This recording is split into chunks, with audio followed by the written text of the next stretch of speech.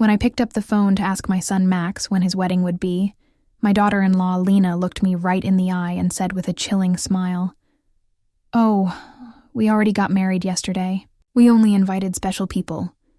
The words hit me like a bucket of ice water. Special people. I, who for 3 years had paid their monthly rent of $500, bought every piece of furniture in their house, and filled their refrigerator when they had nothing to eat. I was not a special person. I stood there in the living room of my own house, holding the phone as if it weighed 1,000 LB, watching my son avoid my gaze while Lena made herself comfortable on the sofa I had bought for them. The pale pink dress I had picked out for her wedding hung uselessly in my closet, along with the new shoes and the illusion of being part of the most important day of my only son's life. I had spent $200 on that dress, thinking about how nice I would look in Max's wedding photos.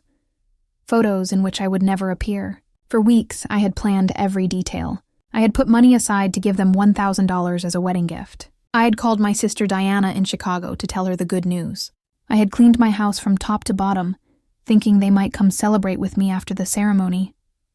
All of that collapsed in a second with those 4 poisoned words, "Only special people." Max finally lifted his gaze and said in a rehearsed-sounding voice, "Mom, it was an intimate thing, very small, just the 2 of us and the witnesses." But I knew it was a lie. I saw the photos on social media. I saw Lena's parents proudly posing next to the bride and groom. I saw her siblings toasting with champagne. I saw Lena's white dress, which I had helped finance with the $800 I had given her last month for her personal expenses. I saw everything I wasn't supposed to see. A week later, exactly 7 days after that humiliation, Lena called me with a completely different voice. She was no longer the confident woman who had excluded me from her wedding. Now she sounded desperate, almost pleading. "Renate, the rent is overdue. The landlord is pressuring us and says, if we don't pay this week, he will kick us out. You forgot to make the transfer." Her voice trembled slightly as if the world were ending. I wasn't for a few seconds, remembering all the times I had run to the bank to make that transfer. All the times I had canceled my own plans to make sure they had a roof over their heads. All the times I had eaten beans and rice so I could give them money for their desires. And now, after they had excluded me from the most important moment of their lives, they had the audacity to call me as if nothing had happened. "Lena," I said with a calm that surprised even me, "didn't I warn you that I only help special people?" The silence on the other end of the line was so deep that I could hear my own heart beating. For the first time in years, it was not I who was trembling, but her. "Renate, I don't understand," she stammered. "We were always special to you. You're like a second mom to me." Lies. All lies. Wrapped in that sweet voice she only used when she needed something. The same voice she had used to ask me for money for the wedding dress, for the honeymoon, for the rings, which I had helped finance without knowing I would never see the ceremony where they were exchanged. For so many years, I had this constant feeling of walking on eggshells, weighing every word, every gesture, every gift, hoping to get a crumb of affection from my own son. I was the perfect mother, the obliging mother-in-law, the silent provider who never protested when they treated me like I was invisible. But that phrase, "only special people," awakened something in me that had been dormant for far too long. I had calculated in my head how much money I had spent on them in those 3 years. Between rent, food, gifts, emergencies, and whims. It was over $20,000 I had taken from my retirement, from my savings, from the money my late husband had left, so I could live my last years in peace. And what was all that for? To be treated like a stranger on my own son's wedding day. That night after I hung up, I sat on my bed and cried. But they weren't tears of sadness. They were tears of anger, of accumulated frustration, of years of silently endured humiliation. I cried for all the times they made me feel that my love was a burden, my presence a hindrance, my money the only thing I had to offer. I cried for the foolish mother I had been, for the woman who had lost herself, trying to be indispensable to those who considered her dispensable. When I woke up the next morning, something inside me had changed. It was not just the pain of betrayal. It was something deeper, colder. I stood up and looked at myself in the bathroom mirror. The same tired eyes as always. The same wrinkles that told stories of years of giving love without getting it back. But there was something else in my gaze. A hardness I didn't recognize. A determination that had been buried under years of compliance. I went to the kitchen and made coffee, as I had every morning for 40 years. But this time, I didn't think about calling Max to ask how he had slept. I didn't check my phone in anticipation of a message from him apologizing for the previous day's humiliation. For the first time in a long time, I was my own first concern of the day. I sat at the table where I had so often planned surprises for them, counted bills for their expenses, and cried silently when they treated me with indifference. Now, this table would be a witness to something completely different. I took out my checkbook, my bank statements, and started to do the math. I wanted to see in exact numbers the extent of my own foolishness. Monthly rent of $500 multiplied by 36 months was $18,000. Food and supplies approximately $200 a month was another $7,200. Birthday gifts, Christmas gifts, anniversary gifts, at least $3,000. Lena's medical emergencies, $800 the car loan they never paid me back, $2,500 the air conditioner repair in their apartment, $600. The living room furniture, $1,233,400. That was the exact sum of my generosity. $33,400 I had wasted from my husband's inheritance, from my pension, from the savings I had put aside penny by penny for decades of honest work. All that money thrown out the window to keep two adults comfortable, who couldn't even pretend to respect me. The phone rang and I saw Max's name on the screen.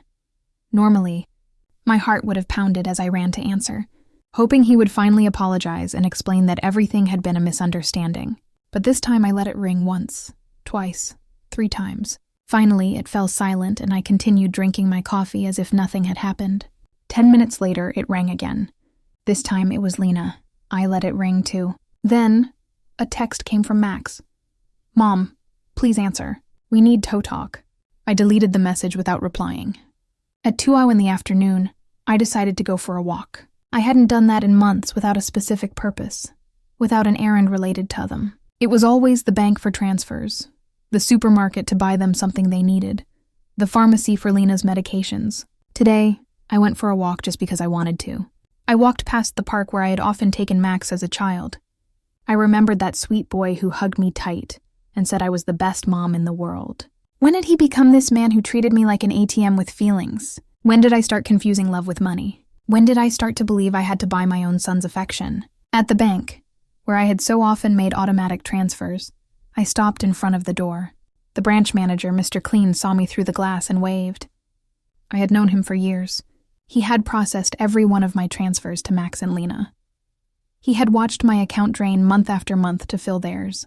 I went inside and walked directly to his office. "Mr. Klein," I told him, "I need to cancel the automatic transfers I have programmed." He looked at me surprised. For 3 years, these transfers had been as regular as the sunrise. "Are you sure, Mrs. Richter? Did something happen?" His concern was genuine, more genuine than any interest Max had shown in me in recent months. "What happened is that I finally opened my eyes," I replied. "I want to cancel everything, and I also want information on how to protect my accounts. I don't want anyone else to have access to my money." While Mr. Klein processed the cancellations, my phone didn't stop ringing. Max, Lena, Max again. It was as if they had developed radar to detect when their source of income was in danger. I turned the phone off completely. "Mrs. Richter," Mr. Klein said as he handed me the papers. "I apologize for intruding, but in all these years, I have seen you be very generous with your family. I hope you're not being pressured to make these changes." His words touched me deeply. This man, who barely knew me beyond bank transactions, showed more genuine concern for my well-being than my own son. "I'm not being pressured, Mr. Klein. On the contrary, I have finally stopped pressuring myself. When I left the bank, I felt strangely light, as if I had left an enormous burden in that office. For the first time in years, my money was entirely mine. I had no financial obligations to people who saw me as a resource instead of a person. I went home and thought about all the things I hadn't done to please Max and Lena, the trips I hadn't taken to save money for them, the friends I no longer saw because I was always available for their emergencies, the hobbies I had given up because every dollar I spent on myself was $1 less for their needs. When I got home, I found 3 cars parked in front of my door, Max's, Lena's, and one I didn't recognize. I could see movement inside my house through the windows. My blood ran cold. They had keys. I had given them keys because I trusted them, because I thought they would one day take care of me, just as I had taken care of them. I took a deep breath before opening the door. It was time for the first real confrontation of my new life. I opened the door to my house and saw a scene I will never forget. Max was sitting on my sofa with his head in his hands. Lena was pacing back and forth like a caged animal, and an older man I didn't know was going through papers on my dining table. My papers, my personal documents. What is happening here? I asked in a voice that sounded louder than I expected. All three of them looked at me as if I were the intruder in my own house. Lena was the first to speak, and her voice had that desperate urgency I had already heard on the phone. Renata, thank God you're here. We need to talk. Mr. Fisher is from the law firm we consulted about your situation. My situation? The question came out of my mouth with a calm that surprised me. What situation? I'm doing perfectly fine. Max finally lifted his head and looked at me with those eyes that once belonged to an innocent child and now only reflected financial panic. Mom, we went to the bank and they told us you canceled all the transfers. Mr. Klein explained that you also blocked our access to your accounts. We don't understand why you did that. Mr. Pfizer, a man in his 50s in a gray suit and a smile that didn't inspire confidence, approached me with an outstretched hand. Mrs. Richter, I am Dr. Pfizer, a family law attorney. Your children are concerned about your mental well-being and have asked me to assess the situation. I didn't shake his hand. Instead, I went directly to my dining table and collected all my documents that he had been reviewing without my permission. These are my private papers. You have no right to look at them without my consent. Mom, Max interjected with that condescending voice he had perfected in recent years. We're worried about you. Your behavior has been very strange lately. First, you financially cut us off without an explanation. Then, you don't answer our calls. We think you might need professional help. Lena approached and tried to take my hand with that fake tenderness she reserved for moments when she needed something. Renaud, honey, we know you're under a lot of stress. Maybe the loneliness is affecting you more than you think. At your age, episodes of confusion are normal. The word confusion echoed in my head like an alarm bell. Now I understood why they had brought the lawyer. It wasn't about helping me. It was about declaring me mentally incompetent and taking control of my finances. The same woman who had told me they only invited special people to their wedding was now treating me like a senile old lady. I am not confused, I said with a firmness that silenced everyone. I am clearer than I have been in years, and you are going to leave my house right now. Mr. Fisher interjected with that professional voice lawyers use when they want to sound reasonable. Mrs. Richter, I understand you feel overwhelmed, but your children have a right to intervene if they believe your ability to make financial decisions is impaired. They have documented several concerning behaviors. Concerning behaviors. The laugh that came from my throat was horsaro, almost cruel. Like what? Deciding that my money belongs to me? Deciding to no longer finance the lives of two adults who treat me like trash. Lena jumped up as if I had slapped her. We never treated you badly. You are part of our family. Everything you have will belong to us one day anyway. We are just speeding up the process. There was the naked, unvarnished truth. Everything I had would one day belong to them.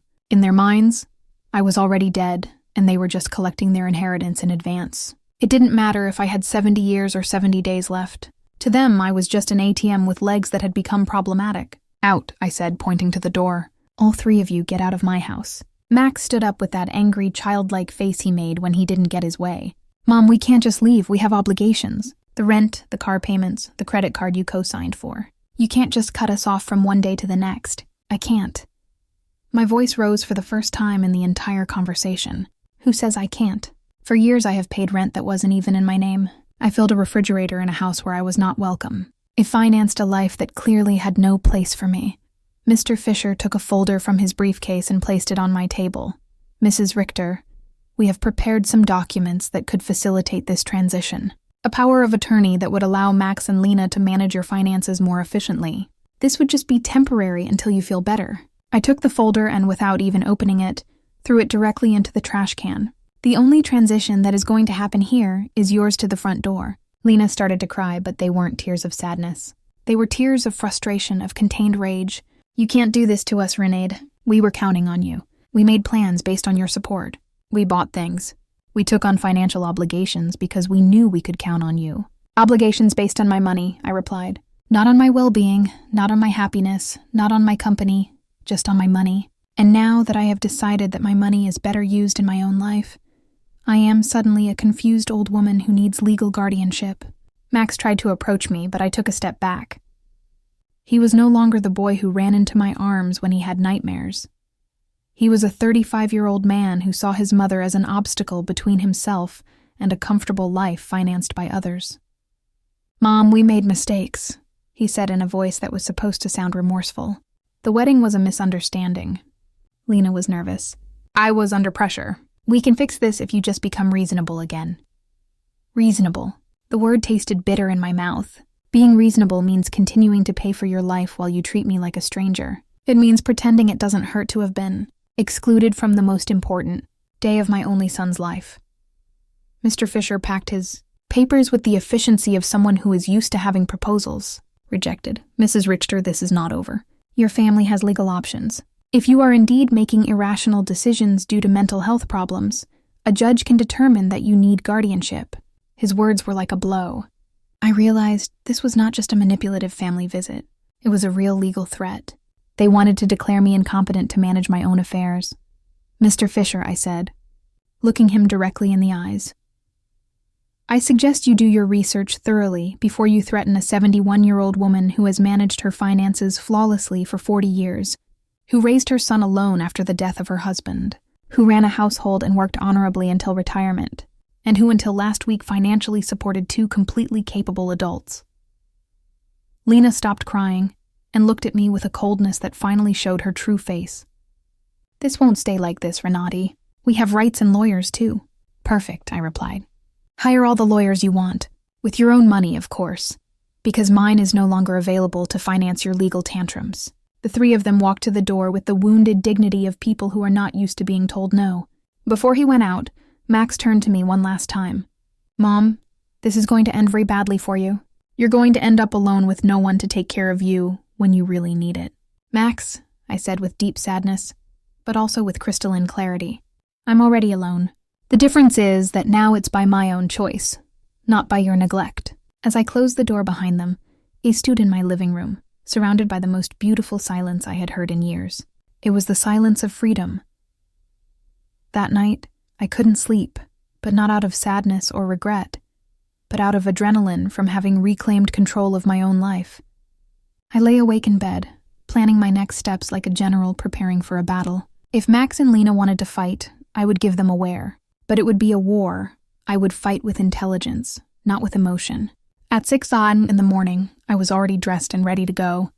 My first stop was the office of attorney, Mr. Weber, a man I had met years ago when I was handling my husband's will. Unlike Mr. Pfizer, whom Max and Lena had brought, Mr. Weber had an impeccable reputation and specialized in protecting the rights of the elderly. Mrs. Artur. He told me as I explained the situation what your children tried to do yesterday is more common than you think. It's called elder financial abuse, and it's a federal crime. The fact that they entered your house without permission and reviewed your private documents also constitutes a violation. His words both calmed and worried me. They calmed me because they confirmed I wasn't crazy, that what had happened was truly abusive. They worried me because I realized the situation was more serious than I had thought. "We have to document everything," Mr. Weber continued. "Every transfer, every gift, every time they pressured you for money. We will also change your will to protect your assets from future manipulation attempts." We spent 3 hours reviewing my financial records. Mr. Weber whistled when he saw the total sum. 33,403 years. "Mrs. Richter, with this money, you could have lived comfortably, traveled and enjoyed your retirement. Instead, you completely financed the lives of 2 adults who didn't even respect you enough to invite you to their wedding." When I left Mr. Weber's office, I had a complete plan. First, I would change all the locks on my house. Second, I would install a security system with cameras to protect myself from future surprise visits. Third, I would open a new bank account at a different bank where they had no contact. And fourth, I would start living the life I had postponed for years. My next stop was the hardware store. The owner, Mr. Summer, had known me for years because I was always buying things to fix Max and Lena's apartment. This time was different. "Mrs. Artur, what brings you here today? Another emergency with your son?" Hesked with the familiarity of a person who had silently witnessed my wasted generosity. "No, Mr. Summer. This time it's for my own house. I need to change all the locks, and I want them to be of the best quality." He looked at me surprised, but asked no questions. While I was choosing the locks, his son Ethan, who installed security systems, came by. It was Providence in action. Ethan, I told him. I also need to install surveillance cameras. The complete system. The price is not an issue. While they were preparing everything for the installation the next day, I received a call from an unknown number. It was Lena calling from someone else's phone because I had blocked her number after the previous day's confrontation. Renata, it's Lena. Please don't hang up. We need to talk like civilized adults. Speak, I said dryly. Listen, I understand you're upset about the wedding. It was a mistake. Max and I have talked about it and we want to make it up to you. How about we have a special dinner to celebrate our wedding with you? We can do it at your house. Cook together like we used to. The manipulation in her words was so obvious that I almost had to laugh. Lena, how much rent do you owe exactly? The silence on the other end confirmed that I had hit a nerve. Well, it's 2 months. $1,000 total. But I'm not just calling for that, Renati.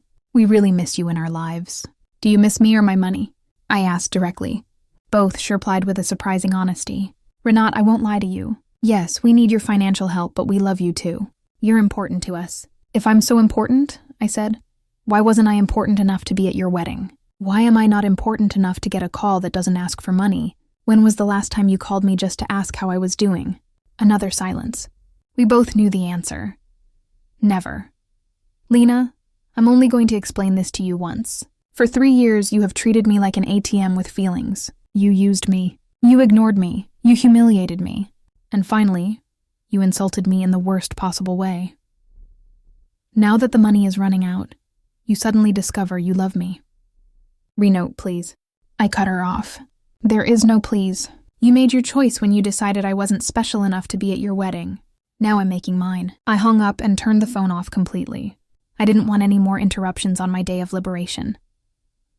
That afternoon, I went to the beauty salon I hadn't been to in over a year.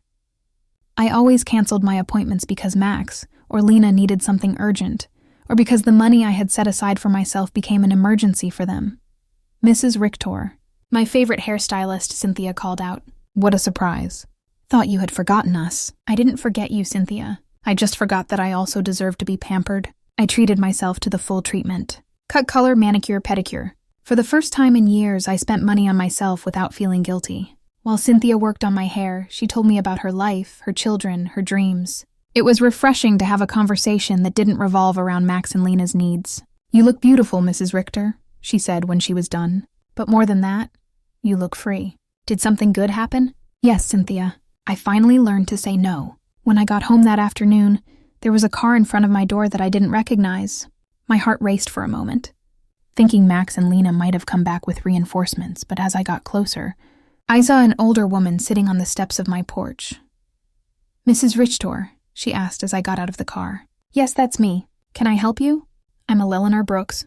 I live next door. We've been neighbors for years, but we've never had a chance to talk. Yesterday, I heard very loud voices in your house, and I got worried. Is everything okay? Her sincere concern touched me deeply. Here was a stranger who showed more interest in my well-being than my own son. Come in, Mrs. Brooks. I'll make you a coffee, and I'll tell you a story you won't believe. While I was making coffee, I told her the whole situation. Eleanor listened without interrupting, nodding occasionally. And when I finished my story, her eyes were filled with tears. Mrs. Richter, she said, you did the right thing. I went through something similar with my daughter 5 years ago. I also thought it was my duty to finance her adult life. I also believed they wouldn't love me if I didn't give them money. What happened? I cut off the money when I realized they only called me when they needed something. At first it was terrible. They threatened me, emotionally, blackmailed me, tried to make me feel guilty. But after 6 months, my daughter called to genuinely apologize. Now we have a real relationship based on love, not on money. Her words gave me hope and confirmed that I had made the right decision. Do you think Max and Lena will understand one day? Maybe yes, maybe no, she answered honestly. But that's no longer your responsibility, Mrs. Richter. Your responsibility now is to live your own life. That night, for the first time in 3 years, I went tubed without worrying about whether Max and Lena had money for rent, for food, for their whims. I went to bed thinking about myself, my plans, my future, and I slept better than I had in years. The next day, Ethan and Mr. Summer came at 8 wide in the morning to change the locks and install the security system. While they worked, my phone didn't stop ringing from unknown numbers. Lena was still trying to contact me from different phones, but I had developed a new skill, completely ignoring calls that didn't suit me. "Mrs. Richter," Ethan said as he installed the cameras. "This system will give you absolute peace of mind. You can see from your phone who is coming to your house even when you're not here. And if someone breaks in without permission, an alert is automatically sent to the police." The irony was not lost on me. I was installing a security system to protect myself from my own son, but it didn't hurt as much as it used to. It was simply a practical measure to maintain my newfound peace. While they were working, I decided to do something I hadn't done in years: call my sister Diana in Chicago. We had lost touch because every time we talked, I would tell her about Max and Lena's successes, about how much money I had spent on them, about how proud I was to be able to help them. I now realized that our conversations had become financial reports disguised as family news. "Renaid?" Diana answered, surprised. "Sister, how are you? We haven't spoken in months." "I'm good, Diana. Better than good. I'm calling you to tell you that I've finally come to my senses." I told her the whole story from the beginning. The secret wedding, the humiliation, the visit with the lawyer, my decision to cut off the funding. Diana listened to me in silence. And when I was done, her answer surprised me. "Renaid, sister, it was about time. Every time we spoke, it broke my heart to hear you brag about how much money you gave them, as if love could be measured in dollars. I wanted to tell you something, but I didn't know how." "What did you want to tell me?" "That Max never spoke lovingly about you when I saw him at family gatherings. It was always, 'My mom helped me with this,' or 'My mom bought me that,' but never, 'I miss my mom,' or 'I love my mom.' It was as if you were a service provider, not a person." Her words hurt, but it was a necessary pain. Like when a doctor cleans an infected wound, it hurts, but it's part of the healing. "You know what else I noticed?" Diana continued. "Lena always spoke about you in the future tense. When Renate is no longer here, we can remodel her house, or when we inherit, we will invest in the business. As if they were waiting for you to die to really live." This revelation hit me like a bucket of ice water. They didn't just see me as an ATM. They saw me as a temporary obstacle between them and their money. While I was trying to make them happy, they were planning their future without me. After talking with Diana, I sat in my kitchen processing all this information. Years of marriage to a man who truly loved me, 35 years of raising my son alone after my husband's death, and 3 years of financing 2 adults who saw me as a 100,000 obstacle. The doorbell rang, and on the new cameras I saw it was Eleanor with a mug in her hands. I opened the door and she handed me a fresh brewed coffee. "I thought you might need some company after everything you told me yesterday," she said, with that sincere smile I had already come to appreciate. We sat in my living room and Eleanor told me more details from her own experience. "My daughter said the exact same thing to me that Lena says to you. You're like a second mom to me. We're special to you. Everything will be ours one day anyway." Those are rehearsed phrases, Mrs. Richter. They learned them from the Emotional Manipulation Handbook. "Do you think such a handbook exists?" I asked half-jokingly. Not officially, but it seems everyone reads from the same book. Chapter 1 is Make Her Feel Indispensable. Chapter 2 is Create Constant Financial Emergencies. Chapter 3 is When She Resists. Question her mental health. Well offed, but it was a bitter laugh.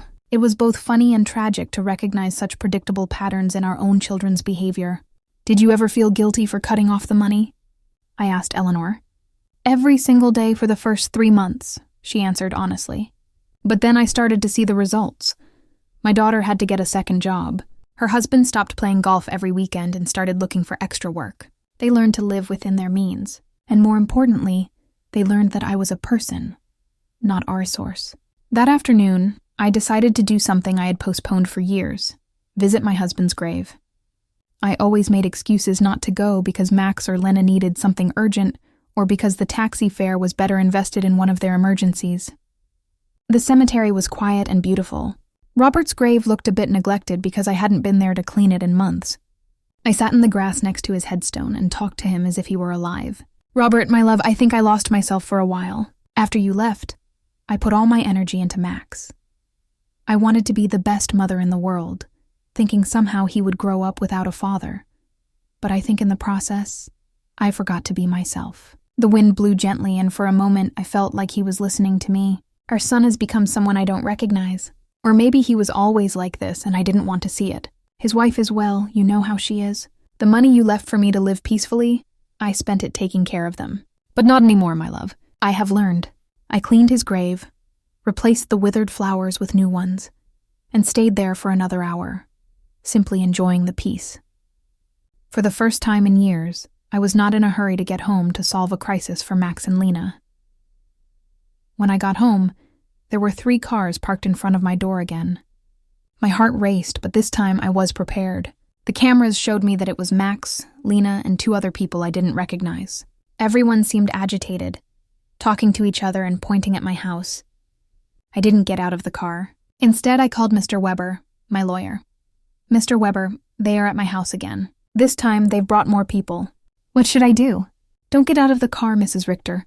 I'll be there right away and I'll call the police. After our conversation yesterday, I requested a temporary restraining order. They are not allowed to be on your property. Minutes later, Mr. Weber and 2 police patrol cars arrived. I watched the officers talk to Max and Lena, saw my son gesticulate angrily, saw Lena crying again, but this time her tears did not move me. One of the officers approached my car. "Ma'am, you can get out safely. Your visitors are going to leave immediately." As I got out of the car, Max shouted at me from the street. "Mom, this is ridiculous. We're your family. You can't call the police on your own son." "Max," I replied with a calm that surprised even me. "Family doesn't threaten lawsuits for mental incompetence. Family doesn't break into people's homes without permission. Family doesn't treat their mothers like ATMs." Lena screamed from across the street. "You're going to pay us everything you owe us. We have bills you co-signed for." "You can't just abandon us like this," Mr. Weber interjected. "Mrs. Brooks, any future communication must be through my office, and I suggest you consult with an attorney before making collection threats, because my client has full documentation of all the payments she voluntarily made for 3 years. I watched them drive away in their cars, defeated, but not giving up. I knew this wasn't over, but for the first time in this situation, I felt confident. I had professional help.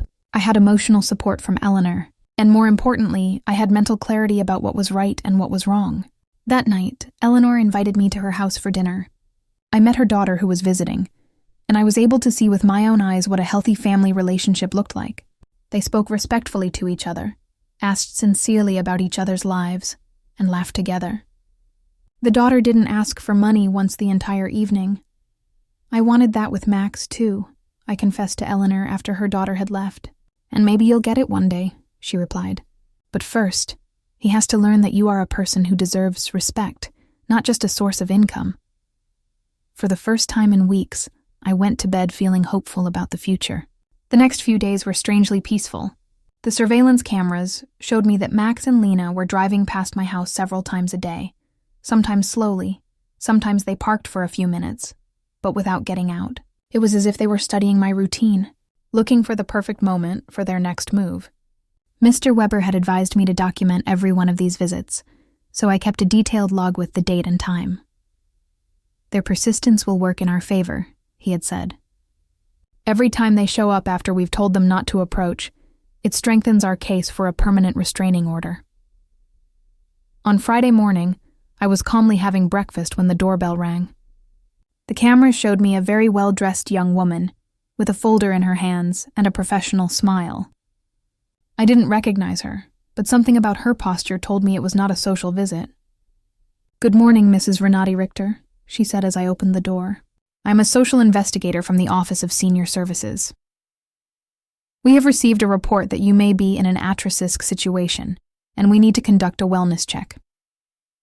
My blood ran cold. Max and Lena had escalated the situation. It was no longer just threats from private lawyers. Now they had involved the government. "Can I see your ID?" he asked, trying to stay calm. "Of course." She showed me an official ID that looked genuine. "I am social worker Mrs. Schmidt. Can I come in and talk to you?" I let her in, knowing that a refusal would have been worse for my case. Mrs. Schmidt sat down in my living room and took a form out of her folder. "Mrs. Richter, we have received reports that you have shown significant changes in your financial behavior, that you have cut off communication with your family, and that you have shown signs of paranoia by installing unnecessary security systems. We were also told that you have refused medical and legal help from your loved ones." Every word had been carefully chosen to make me sound like a mentally disturbed old woman. I recognized Lena's handwriting in the wording. She had always been skilled at manipulating words to get what she wanted. "Miss Schmidt," I said with all the dignity I could muster, "I would like to call my lawyer before answering any questions." "Ma'am, This is not a legal interrogation. It's a wellness check. If you have nothing to hide, it should not be a problem to speak with me. The phrase, "if you have nothing to hide," infuriated me. It was the same logic abusers use to justify their invasions. If you're innocent, you shouldn't complain about your privacy being violated. Miss, I'm calling my lawyer. You can wait here or come back another day, but I will not answer any questions without legal representation present. I called Mr. Weber, and he was there within 20 minutes. When he came in and saw the social worker, his expression hardened. "Miss Schmidt," he said after checking her ID, "I hope you have a court order to be here because my client is under my legal representation and any unauthorized investigation constitutes harassment." "Sir," Mrs. Schmidt replied with less confidence than before, "we have reports from concerned family members about the lady's well-being. It's our duty to investigate." "What family?" Mr. Weber asked dryly. "The same family that tried to get her to sign a power of attorney without representation. The same family that broke into her house without permission and checked her private documents. The same family that excluded her from important events while living off her money." Mr. Weber took a folder from his briefcase and placed it on the table. "Here I have complete documentation of my client's financial and emotional abuse, $33,400 that were withdrawn from her accounts in 3 years. Systematic social exclusion and emotional blackmail. If someone needs to be investigated here, it is not my client." Mrs. Schmidt reviewed the documents with growing discomfort. It was obvious that the information she had been given did not match the reality she had in front of her. "Mrs. Artur," she said finally, "can you explain to me why you so abruptly stopped financial support for your son?" "Because I finally discovered they were using me," I replied simply. "Because I realized that to them I wasn't a mother, but a bank account. Because I was tired of financing the lives of people who saw me as an obstacle." "But don't you feel it's your responsibility to help your family?" The question outraged me, Miss Schmidt. My responsibility as a mother was to raise my son until he was 18, to educate him, and to give him the tools to be an independent adult. My son is 35 years old, married, and perfectly capable of supporting himself. Financing his adult life is not my responsibility. It is my choice, and I have chosen not to do so. "Anymore," Mr. Weber interjected. "Miss Schmidt, would you consider it normal for a 35-year-old adult to be unable to pay his own rent without the help of his 71-year-old mother?" Mrs. Schmidt did not answer right away. I could see she was reevaluating the entire situation. "Mrs. Richter," she asked after a moment, "do you manage your own finances completely? I can show you my bank statements, my investments, my tax payments. Everything is current and in order. Do you live independently? As you can see, I keep my house clean. I take care of myself physically. I drive my own car. I have healthy social relationships with my neighbors. Do you take any medication? Just vitamins and occasionally aspirin. I don't have any medical conditions that require medication." Mr. Weber added, "My client has just undergone extensive medical exams as part of our legal process. She is in perfect mental and physical condition." Mrs. Schmidt closed her folder inside. "Mrs. Richter, based on this conversation and the documentation I have reviewed, I see no indication that you are at risk or in need of intervention. I will close this case." After she left, Mr. Weber and I remained silent for a few minutes. "Renat," he said finally, "this is going to continue to escalate. Max and Lena are spending money they don't have to hire professionals to try to have you declared incompetent. Does that mean they are desperate? It means that exactly. What else can they do? They can file a lawsuit for incompetence. It's expensive and hard towing. But if they find a sympathetic judge and a psychiatrist willing to testify in their favor, they could get a guardian assigned." The thought terrified me. They could take control of my money. They could try, but we have solid evidence that you are completely competent and that they are motivated by greed and not by genuine concern. That afternoon, I called Diana to vent. "Sister," she said after hearing my story, "do you notice how far they are willing to go for money? They are risking family relationships, spending money on lawyers and doctors, destroying their own reputation, all to get access to your bank account again." Her words made me think. Max and Lena had completely revealed their true nature. There was no going back. There was no possibility of a genuine reconciliation. To them, I had never been a mother or a respected mother-in-law. I had always just been money on legs. This revelation, although painful, was also liberating. I no longer had to wonder if I was making the right decision. I no longer had to feel guilty for protecting myself. They had proven for themselves that my emotional and physical well-being was less important to them than my money. That evening, Eleanor came to visit with a surprise. She had invited her friends from the garden club to meet me. Renate, she introduced me. These are my friends Cynthia, who you already know from the salon, Maria, Carmen, and Alfreda. We have all been through similar situations with abusive family members. We spent the evening sharing stories. Maria had had to set boundaries with a brother who constantly asked her for money. Carmen had cut off her relationship with a daughter who only visited when she needed money. Alfreda had had to change her will after she found out her grandchildren considered her their retirement plan. What hurts me the most, I confessed, is not losing the money I gave them, but realizing that I never had the love I thought I had. Renade, Alfreda said with the wisdom of her 80 years, true love cannot be bought or sold. If you had to pay for it, it was never real. Her words were balm for me wounded soul. She was right. I had bought attention, not love. I had financed an illusion. You know what I've discovered? I said to my new friends, that loneliness, surrounded by people who don't love you, is worse than being lonely on your own. At least now, when I am alone, I am in good company. Everyone laughed and we toasted to our newfound wisdom. That night, after my new friends had left, I sat in my garden thinking.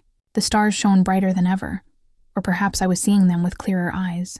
For the first time in my adult life, I was completely alone financially. I had no dependents, no financial obligations to anyone but myself. And instead of scaring me, this reality excited me. I could travel when I wanted. I could remodel my house. I could buy myself nice clothes. I could donate to charities that were important to me. I could invest in my own future instead of financing the present of ungrateful people. Freedom tasted like hope. And for the first time in years, I wanted to plan my future. A month after the psychiatrist's visit, I thought I'd finally won the war. I had settled into a beautiful routine. I calmly had breakfast and read the newspaper. I tended to my garden, had lunch with Eleanor or one of my new friends. And in the afternoons, I devoted myself to activities I had given up for years. I had started painting again, something I was passionate about before I became Max and Lena's personal financier. But on a Thursday morning, while I was painting flowers on my new easel, Mr. Weber came to my house with a grim expression that made my blood run cold. Renate, we need to talk. Max and Lena have filed a formal lawsuit for mental incompetence in family court. They are requesting to have a legal guardian assigned to you. The words fell on me like stones. I knew it was a possibility, but hearing it out loud made it terrifyingly real. Does that mean they can take control of my money? If a judge determines that you are unable to manage your affairs, yes, he could place Max as your legal guardian, which would give him full control over your finances. I sat down heavily on my sofa, feeling the weight of the deepest betrayal I had experienced in my life. My own son whispering to legally declare me incompetent to steal my money. Mr. Weber, what evidence could they have? You yourself have seen that I am completely competent. They have statements from 3 witnesses who claim you have behaved erratically. They also submitted unpaid doctor's bills that you supposedly didn't pay and medications that you supposedly hoarded without taking them. But that's a lie. I don't have any outstanding doctor's bills or hoarded medications. I know Renade, but they have fabricated convincing evidence. They also have the statement from Dr. Lehman, who states that you refused to cooperate with a psychiatric evaluation, which they interpret as proof of mental decline. The manipulation was diabolical. They had turned my refusal to undergo an unnecessary exam into proof of a mental illness. They had used my instinct to protect myself from them as proof that I needed protection. Who are the 3 witnesses?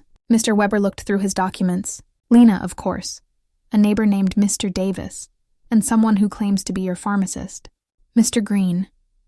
Mr. Davis was the neighbor across the street, an unpleasant man who had always had problems with me because my friends sometimes parked in front of his house.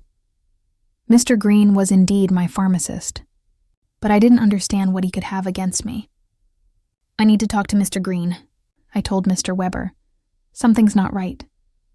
We went to the pharmacy together that afternoon. Mr. Green received me surprised and nervous. Mrs. Richter, it's good to see you. How are you, Mr. Green? I was told you signed a statement saying I show erratic behavior with my medications. His face turned red as a tomato.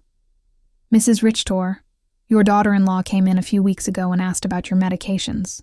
She said she was worried because you were acting strangely. And what did you tell her? I explained to her that you only buy vitamins and occasional aspirin, that you don't have any regular medical prescriptions, But she insisted that this was proof that you weren't taking adequate care of your health. Mr. Weber interjected. Mr. Green, did you sign a paper? She brought a document that said I was confirming that Mrs. Richter had irregular medication purchases. I thought it was for her health insurance or something. I didn't know it was for a lawsuit. My own pharmacist had been tricked into signing something he didn't fully understand. Lena's manipulation knew no bounds. Mr. Green, I said, I need you to write a statement explaining exactly what happened and clarifying that I have no problems with medications. Of course, Mrs. Richter, I am terribly sorry for this misunderstanding. After the pharmacy, we went to confront Mr. Davis. When we knocked on his door, he received us with obvious hostility. What do you want, Mr. Davis? Mr. Weber said. I understand you signed a statement about my client's behavior. And you're right, I did. That woman is crazy. She's been acting strange for weeks. Can you be more specific about the behaviors you observed? Installing cameras as if she lived in a war zone. Having strangers visit all the time. Yelling at her family in the street. I realized Mr. Davis had taken everything out of context. The cameras had been installed for protection. The strangers were my new friends. The yelling was me defending my house from Max and Lena's invasions. Mr. Davis, I said, do you know why I installed the cameras? No, and I don't care. To protect myself from my son and daughter-in-law, who broke into my house without permission and threatened me. That's what a crazy person would say, he replied cruelly. There was no way to reason with him. His statement was based on superficial observations maliciously interpreted. That evening, Mr. Weber and I sat down to plan our defense. Renati, we need our own psychiatric evaluation. I have a colleague, Dr. Moore, who is an expert in assessing mental capacity. She can officially confirm that you are completely competent. What if Max and Lena have bribed the judge? What if none of this matters because they have already decided to declare me incompetent? Renaid, the legal system is not perfect, but it's not completely corrupt either. We have solid evidence of your mental competence and their financial motivations. We are going to fight this. The next day, I went to my appointment with Dr. Moore. She was a woman in her 50s with kind but astute eyes. Mrs. Richter, I'm going to ask you a series of questions and tests to assess your mental capacity. Take your time and answer honestly. For 2 hours, she asked me questions about my memory, my reasoning ability, my financial understanding, my emotional health. She also gave me cognitive tests and asked me to solve mathematical and logical problems. Mrs. Richter, she said at the end, your results are well above average for your age. You are not only mentally competent, but your cognitive function is excellent. Doctor, why do you think my family is doing this? Based on what you've told me and the documents I've reviewed, this seems to be a classic case of elder financial exploitation. Unfortunately, it's more common than people think. I left the consultation feeling validated, but also sad. The professional confirmation of my mental health was a relief, but it also confirmed that the lawsuit was real and necessary. That afternoon, Eleanor organized an emergency meeting with all our friends from the garden club. When I told them about the incompetence lawsuit, everyone was outraged. Renata, Maria said, we will testify in your favor. We have been with you for weeks and anyone can see that you are doing great. Better than great, Cynthia added. You are clearer and stronger than many 40-year-old women I know. Alfreda with her 80-year-old wisdom took my hands. Renate, my dear, what your children are doing is nothing new. For generations, greedy children have tried to declare their parents insane to get their money. But you have something many of these victims didn't have: documentation, legal support, and friends who can testify for you. Her words gave me hope. I was not alone in this fight. I had an army of strong women who had witnessed my transformation firsthand. You know what the saddest thing about all this is? I said that Max and Lena are willing to destroy any future possibility of reconciliation for money. Even if I were willing to forgive everything so far, there's no going back from this. And maybe that's for the best, Cynthia replied. At least now you know exactly who they are, and you can act accordingly. That night, for the first time since this nightmare began, I really cried. Not out of sadness, but out of grief. I sighed my final goodbye to the son I thought I had, to the dream of a loving family, to the illusion that unconditional love was reciprocated.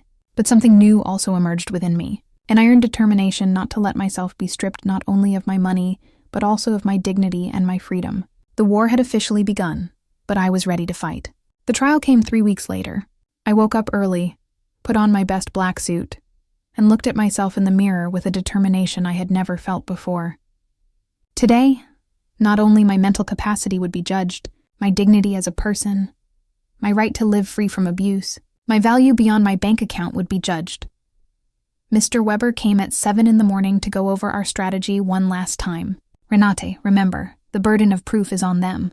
They have to prove that you are incompetent. We just have to show that you are not. And what if the judge is already biased? Judge Miller has a reputation for being fair. I researched his past cases, and he doesn't automatically favor families. He is dedicated to protecting the rights of the elderly. We arrived at the courthouse at 9 a.m. In the hallway, I saw Max in a new suit that he probably bought for the occasion, and Lena dressed in black as if she were at a funeral. Maybe it was the funeral of our family relationship. When our eyes met, Max avoided my gaze, but Lena held my gaze with a coldness that confirmed that for her, this was just a business transaction. Their lawyer was an older, elegant man with the kind of confidence that comes from winning similar cases before. When he began his opening statement, his strategy was clear to portray me as a confused old woman who had been manipulated by strangers to alienate me from my loving family. Your Honor, he said in a solemn voice, Mrs. Renate Richter has shown a clear mental decline in recent months.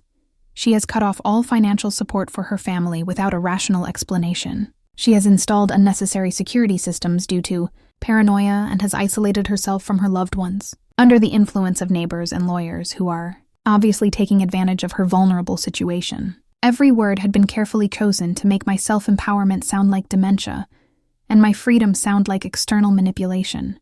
Then they called their witnesses.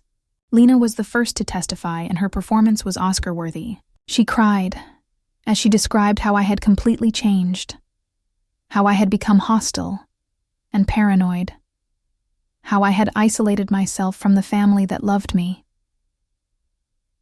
Your Honor, she said in a trembling voice. Renate has always been like a second mom to me. Seeing her mental decline has been devastating. We just want to help her get the care she needs, lies wrapped in convincing tears.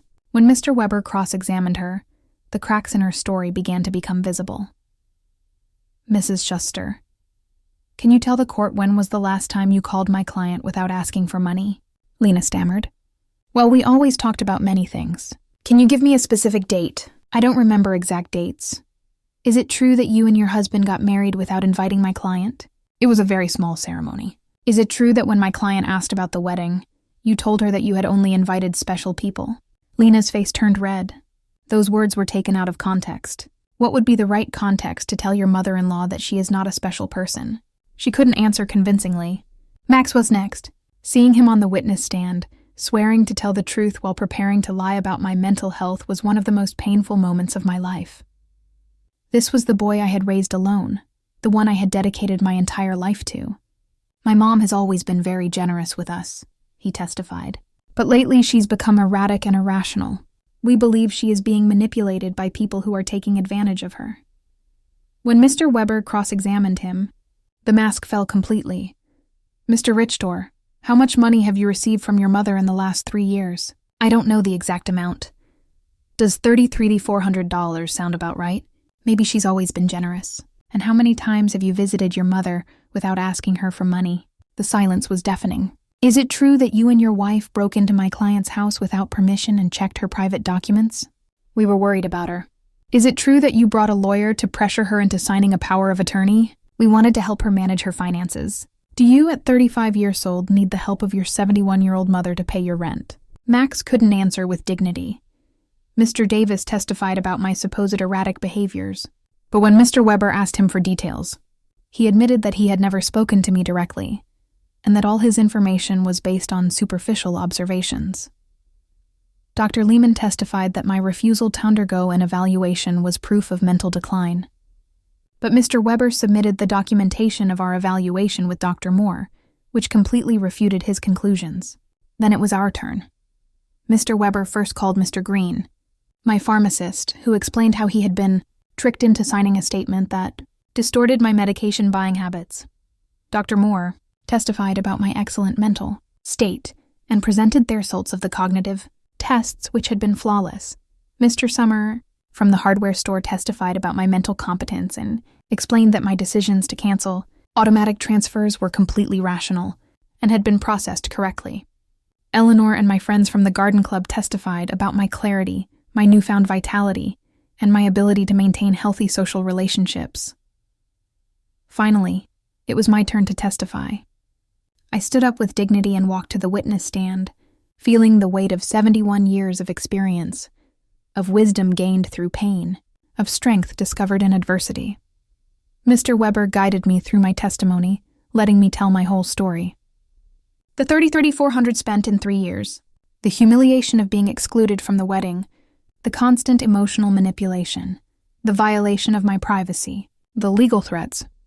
Mrs. Richter, Mr. Weber finally asked, "Why did you decide to stop financial support for your son and daughter-in-law?" "Because I finally understood that what I was getting from them was not love," I replied in a clear, loud voice. It was a commercial transaction disguised as a family relationship. My money was welcome, but I as a person was not. "Do you regret your decision?" "I only regret that it took me so long to make it." Max's lawyer tried to make me appear confused during his cross-examination, but I answered every one of his questions with clarity and precision. When he tried to imply that my new friendships had manipulated me, I explained to him that for the first time in years, I had relationships based on mutual respect, and not on financial interest. In his closing argument, Max's lawyer insisted that I was a victim of external manipulation. Mr. Weber's rebuttal was devastating. "Your Honor, what we have seen here is not the case of an incompetent old woman, but that of a woman who has finally found the strength to free herself from years of financial and emotional abuse. The plaintiffs have presented no real medical evidence of mental incompetence. What they have presented is frustration, because their source of income has decided to exercise her legal and moral right to protect her own resources." Judge Miller retired to deliberate for 2 hours that felt like 2 years. When he came back, his expression was serious but clear. After reviewing all the evidence presented, he began. "It is obvious to this court that Mrs. Renee Richter is in full possession of her mental faculties. Professional psychiatric evaluations confirm her cognitive competence. Her financial decisions, as painful as they may be for her family, are completely rational and within her rights." My heart began to beat faster. Furthermore, the judge continued, "The evidence suggests that this lawsuit is motivated by financial interest, rather than by genuine concern for Mrs. Richter's well-being. The court completely denies the request for guardianship. I had won. I had not only won the lawsuit, but also my freedom, my dignity, my right to live free from the abuse of those who supposedly loved me. When we left the courthouse, I saw Max and Lena talking angrily with their lawyer. Lena gave me a look of pure hatred before she walked away. Max looked at me one last time, and for a second, I saw something that could have been regret, but it was already too late. That night, Eleanor organized a celebration at my house with all our friends. We toasted to justice, to freedom, to the sisterhood of strong women who support each other. "Ronida," Elfrida told me, "today, you didn't just win a trial. You won back your life." She was right. For the first time in years, the future was completely mine. I could travel. I could love. I could create. I could live without fear, without guilt, without manipulation. 3 months later, I sold my house and moved to a beautiful apartment near the city center. I donated half of my money to organizations that protect the elderly from family abuse. With the other half, I began to live the life I had always wanted. I traveled through Europe, took art classes, and joined volunteer groups. I never heard from Max and Lena again. I heard from others that they had to move to a smaller apartment and that Lena had found a job for the first time in years. Perhaps the adversity would teach them what my generosity never could, the value of honest work and independence. Some nights when I look at the stars from my new balcony, I think about the woman I was a year ago, fearful, manipulated, believing I had to buy love. That woman is dead, and in her place, someone has been born who has understood a fundamental truth. True love never has a price, and freedom is never too expensive. My name is Renati. I am 72 years old, and I have finally learned that the most important person I have to love and protect is myself. If you liked Mystery, you can support me by making a donation so I can write more stories. Thank you in advance. And what would you do in this person's place? I would love to hear your opinion, so please share it with me in the comments. I'm always curious about what you all think, and also write me where you heard this story. For more life stories like this, like the video, and subscribe to my channel. There are many other stories waiting for you. With heartfelt greetings. Until next time, M.